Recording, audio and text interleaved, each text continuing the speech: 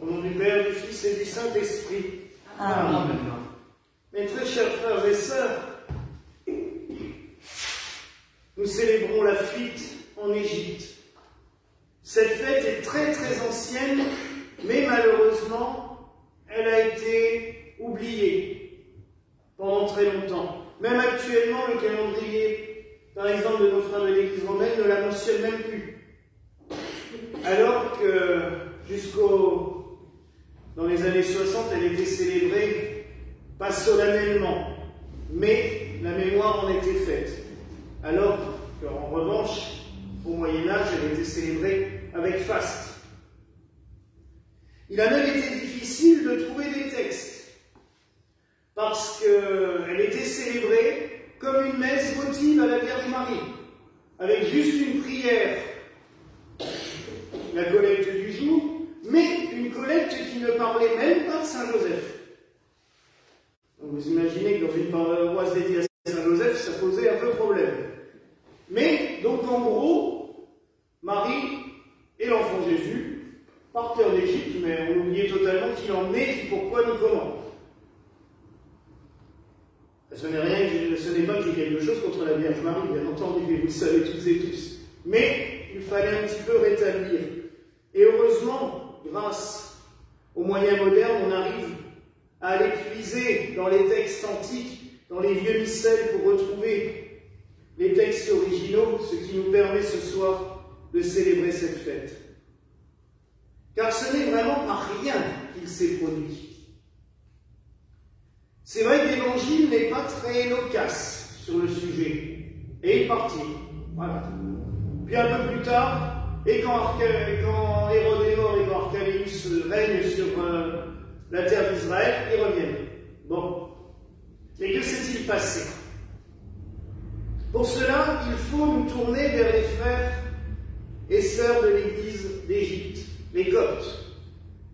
Car cette Église a gardé vraiment vivant le souvenir de la fuite en Égypte. Déjà, on a la durée que les pères de l'Église se sont toujours aussi accordés à dire. Ils sont partis 3 ans. Cette fuite a duré 3 ans. Parce qu'il y avait aussi quand même un problème. Pourquoi ont-ils voyagé durant ces 3 ans? Parce qu'ils ne sont pas, je vous rassure, ils ne sont pas partis, ils ne se sont pas installés tranquillement dans une petite maison en vivant pépère dans un coin. Non, ils ont fait le tour de l'Égypte. Ils seraient arrivés, d'après la tradition copte, non pas un 17 février, mais un 1er juin. C'est la date qui est célébrée en Égypte. Fête qui a d'ailleurs été ajoutée il y a quelques années au patrimoine mondial de l'UNESCO, tellement elle est célébrée en Égypte, non seulement par les chrétiens, mais par les musulmans aussi, qui en ont fait un jour de célébration solennelle. Il y a quelques années d'ailleurs, avant le Covid, maintenant ça reprend, le gouvernement israélien a même créé un circuit dans toute l'Égypte, touristique, vous imaginez bien. Mais bon, nous, ça nous intéresse, donc c'est intéressant. Qui s'appelle la route de la Sainte Famille et qui parcourt tous les lieux dont la mémoire copte a fait les lieux de passage de la Sainte Famille. Pour vous dire à quel point c'est un événement important que nous célébrons. Pourquoi? L'Égypte, à l'époque, est encore plus sous le règne des pharaons, mais des rois. Donc ça veut dire que c'est des rois temporels qui ne se considèrent plus comme des dieux sur terre. Ils ont eu le dernier pharaon, d'ailleurs, quelques siècles avant, qui avait fait abandonner le culte des dieux multiples pour arriver à un culte au Dieu unique qui s'appelle Ra, donc le soleil, la lumière. Ça nous rappelle un peu quelque chose. Et par la suite, on est, à cette époque-là, donc à l'époque de l'arrivée de Jésus, on est à ce passage-là. Égyptiens vénèrent quand même leur divinité dans les temples. Même si les rois ont essayé de revenir à quelque chose, à un Dieu unique, ils vénèrent quand même tous ces petits dieux, ces divinités, dont certains que nous connaissons, hein, Osiris, Horus, Isis, ça c'est des choses que l'on connaît toutes et tous. Et n'est-il pas qu'un enfant arrive avec ses deux parents et que la première ville qu'il rencontre, quand il rentre pour voir le temple, et c'est la tradition copte qui le dit, mais vous verrez qu'après les faits historiques le confirment. Le premier temple où cet enfant rentre, les statues se cassent en morceaux. Et ça arrive à peu près à chaque temple où il passe. Ce qui fait que forcément, le peuple n'apprécie pas beaucoup. Et ils sont obligés de fuir et de fuir. Premier choc en plus, la première ville où ils arrivent, le gouverneur abandonne toute dévotion aux dieux antiques. Et il se consacre à un Dieu unique qu'il ne connaît pas, puisque Jésus n'est toujours pas révélé publiquement, mais il se consacre à un Dieu unique et il professe même à son peuple de croire en ce Dieu unique et invisible. Et ils font donc le tour. Alors il y a tout plein partout des endroits au Caire, on en trouve. Il y a notamment la grotte où ils ont vécu près de l'église Saint-Serge, où ils ont vécu pendant, là quand même, un grand temps, 6 mois. Il y a le puits que miraculeusement le Christ, l'enfant Jésus, aurait fait jaillir. Il y a une très belle tradition dans un monastère où on vénère un sycomore qui est carrément plié en deux comme ça, parce que Marie aurait demandé à cet arbre de bien vouloir le protéger de son ombre, et comme il était trop haut, il s'est plié pour la protéger, mais l'arbre a bien plus de 2000 ans, donc c'est pareil, on ne sait pas, mais je trouve l'histoire très belle. Il y a ces empreintes de pieds d'un bébé conservées sur une pierre dans une église d'un monastère aussi, que l'on vénère comme étant les empreintes de l'enfant Jésus, mais il y a tous plein d'endroits comme ça. On compte 26 stations sur cette route qui fait 3500 km. Vous voyez, en 3 ans, ils ont voyagé. Il y a aussi, en plein centre de l'Égypte actuelle, les limites n'ont pas beaucoup bougé, mais en plein centre, une église avec une pierre sur laquelle l'enfant Jésus aurait dormi. Cette pierre est devenue une pierre d'autel, qui rappelle quand même la prophétie d'Isaïe qu'un autel sera élevé au Messie en plein centre de l'Égypte. Eh oui. Et en parallèle à tout cela, c'est à la même période historiquement, et on peut le prouver, l'Égypte a abandonné tout doucement le culte à tous les dieux antiques. Et on considère l'Égypte comme, du coup, le premier pays évangélisé, non pas par un apôtre, même si Saint Marc va repasser là 40 ans après pour transmettre la bonne parole et surtout consacrer les évêques, puisque le patriarche d'Alexandrie est toujours le successeur de Saint Marc. Et d'ailleurs, une partie des reliques de Saint Marc avait été volée, qui avait été ramenée à Venise, une partie est revenue à Alexandrie et sont vénérées dans l'église du patriarcat. Mais le premier pays considéré comme évangélisé l'aurait été par l'enfant Jésus lui-même, accompagné de Joseph et de Marie. Il y a aussi encore une belle légende qui a été mise en musique par Jules Massenet, par Gounod, mais écrite par Jules Massenet, qui est la légende de la sauge. Et j'aime beaucoup cela. On a eu la chance d'avoir des très bons musiciens qui nous l'ont chanté à plusieurs reprises ici. C'est quelque chose que je trouve magnifique.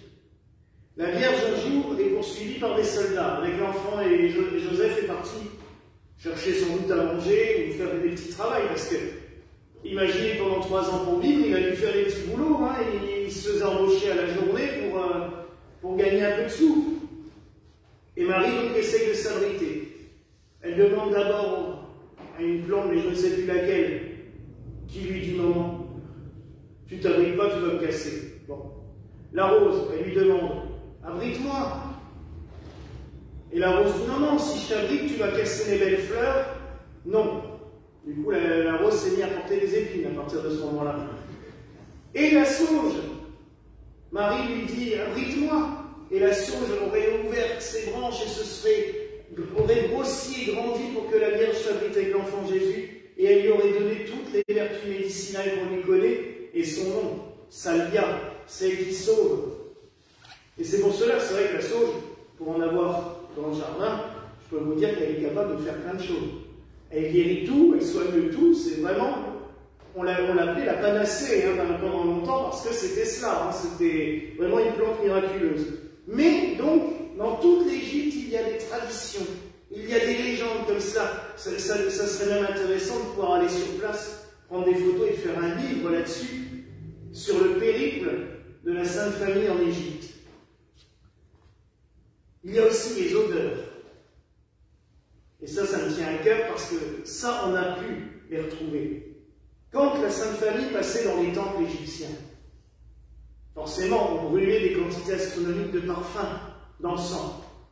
Et bien le parfum que vous reniflez ici aujourd'hui, celui qui nous sert d'encens à chaque fois pour les fêtes de Saint-Joseph, c'est l'encens qui était fabriqué à l'époque dans les temples égyptiens, le kifi. Alors c'est long à fabriquer, je peux vous le garantir. Il faut 3 semaines. Il y a 16 plantes ou produits. Et on mélange une partie sèche de poudre, après on mélange une partie molle avec du miel, et une 3e partie liquide, du vin mélangé avec des épices. On laisse tout ça macérer, après on mélange les 3 ensemble, on relaisse macérer, et après on rajoute la base de l'encens qui est l'oliban, et après on laisse sécher 6 mois. Donc vous voyez que c'est toute une alchimie. Mais j'ai aimé faire cet encens et j'en ferai, parce que je me dis que les parfums que l'on sent, du coup, lors des cérémonies, c'est le parfum qu'a senti l'enfant Jésus, qu'a senti Marie, qu'a senti Joseph, dans les temples. Et la recette, elle a été facile à trouver, je dirais, puisqu'il y a un temple où ils ont écrit toute la recette en hiéroglyphes. Les prêtres à l'époque étaient logiques, ils écrivaient carrément sur les murs, comme ça c'était plus facile. Donc on a toute la recette. Et c'est ce parfum que l'on sent maintenant. Et j'aime bien cela parce que ça nous permet vraiment de se mettre avec la Sainte Famille, de retrouver ces senteurs, de faire le chemin avec elle, ce cheminement. Parce qu'imaginez quand même ce qui était sans aucun doute une des religions les plus anciennes et les plus codifiées. Parce que la religion égyptienne était extrêmement codifiée. Il fallait des centaines et des centaines de prêtres pour faire fonctionner tout cela. Ce peuple et cette religion qui se sont inclinés devant un enfant de quelques mois. C'est merveilleux. Mais il faut reconnaître aussi que c'était annoncé. Quand ils l'ont vu, ils ont peut-être fait comme Siméon. Ils l'ont reconnu d'un cœur à cœur. Ils ne savaient pas forcément, Marie, elle n'allait pas crier dans toutes les rues, j'étais vierge et je l'ai eu comme ça. Non. Mais ça leur a rappelé ce qui était préfiguré par leur propre divinité. Vous regarderez un petit peu, vous étudierez Isis, Osiris et Horus. Quelqu'un qui meurt, qui ressuscite, un enfant qui naît d'une femme sans avoir été fécondé, on est dans ces mythes, mais c'est exactement le même mythe que la Virginie Pariturae en Gaule, la Vierge qu'elle a enfantée, que d'ailleurs les Romains appelaient l'Isis gauloise, parce qu'ils avaient envie de se casser la tête à essayer de comprendre les rites druidiques. Donc quand ils ont vu la femme avec un enfant sur les genoux, que les druides vénéraient, ils ont dit oh, c'est l'Isis gauloise. C'est ce que dit Jules César carrément dans sa guerre des Gaules. Mais le Christ était annoncé. Partout, toutes les religions annonçaient la venue d'un sauveur, d'un Messie. Et donc pour le peuple égyptien, ça ne les a pas choqués plus que cela. C'était normal. Et de voir leur propre divinité qui s'effondrait, forcément ça en a mis beaucoup en colère. Parce qu'imaginez aussi tous les prêtres qui perdaient leurs revenus. Si les gens ne vont plus au temple et ne croient plus, c'est comme si demain, et je sais que les chrétiens feraient pareil, si demain le Christ arrivait et qui disait on n'a plus besoin des églises, ceux qui vivent de l'église, bon, comme ça il n'y a pas de risque, mais ceux qui vivent de cela, ils feraient la tête aussi. C'est à juste titre. Il est normal d'avoir une révolte dans le peuple, parce qu'on a du mal, avec nos yeux humains, à reconnaître celui qui est le Sauveur, le Messie. Mais là, ils l'ont reconnu. Et le Christ a bouleversé toutes les croyances, toutes les connaissances. Et en même temps, il est venu les affirmer dans leurs croyances les plus profondes. Un Dieu unique, Sauveur, lumière. C'était cela qui se révélait à leurs yeux. Alors vous voyez, mes frères et sœurs, que la fuite en Égypte, c'est bien plus grand et bien plus important que ce que l'on peut croire. Alors oui, on aime bien voir la scène comme nous l'avons ici, avec Joseph qui marche en tirant la corde de l'âne et Marie et l'enfant posés dessus, ce qui est tout à fait logique parce que c'est comme ça qu'on voyageait à l'époque. Donc ça, il n'y a pas de truc. Mais il faut aussi se rappeler de l'importance de cet événement, de tout ce que ça a bouleversé dans ce pays et dans le monde entier, puisque en Égypte venaient des gens du monde entier. C'était des échanges commerciaux immenses. Je vous rappelle quand même que le port d'Alexandrie était le plus grand port du monde. La bibliothèque d'Alexandrie attirait des savants et des scientifiques du monde entier. Quel bouleversement! Bon, malheureusement, après, il y a des chrétiens qui ont brûlé la bibliothèque d'Alexandrie. Ça, c'était une grosse boulette. Ça, c'était une grosse boulette. On en parlait avec le Père Blaise. C'est vrai que Cyril d'Alexandrie, il n'a pas fait une bonne chose ce jour-là. Parce qu'on a perdu sans doute des connaissances qui devaient annoncer le Christ, puisque la preuve, les rois mages, c'était quand même bien des scientifiques qui sont venus. Donc c'est qu'ils avaient des textes qui annonçaient sans aucun doute la venue du Messie. Et on aurait pu avoir des connaissances bien plus grandes encore. Mais ça a été fait, malheureusement. Mais ce que nous pouvons savoir, c'est que si 2000 ans après, on vénère dans ce pays avec autant de ferveur tous ces lieux bénis, tous ces lieux saints, ce n'est pas pour rien. C'est parce que le monde a changé à partir de la venue du Christ. Et son passage de 3 ans, ces 3 années, dans ce pays d'Égypte, a révolutionné toutes les croyances et les connaissances de l'époque.